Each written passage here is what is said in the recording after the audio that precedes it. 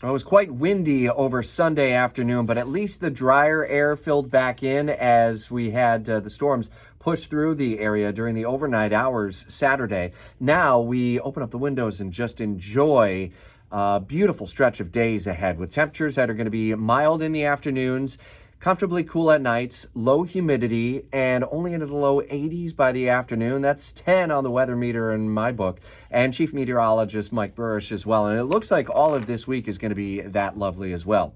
Early voting gets underway throughout Duval County this week, starting on this Monday, as we've got a 2-week period where you can have your voice heard in the race for Jacksonville mayor between Daniel Davis and Donna Deegan, the race for property appraiser, and some of the at-large council races. And remember, those are critical. One of 19 members of the Jacksonville City Council, you ultimately will decide in these at-large races. And if you need to know more about the candidates, specifically the race for Jacksonville mayor and how Deegan and Davis differ on a number of issues from crime intervention and prevention to pension reform and more, head to our mayoral forum in the voter guide at WOKV.com. Just last week, we had both in the Fair and Fairer Performance Studio, and we talked at length about a number of issues, Jacksonville Jaguars stadium funding, and so much more, as we will follow the race for Jacksonville mayor and some of these other critical races in You Decide 2023. Also updating the ongoing storyline that comes out of Washington as the House is out this week.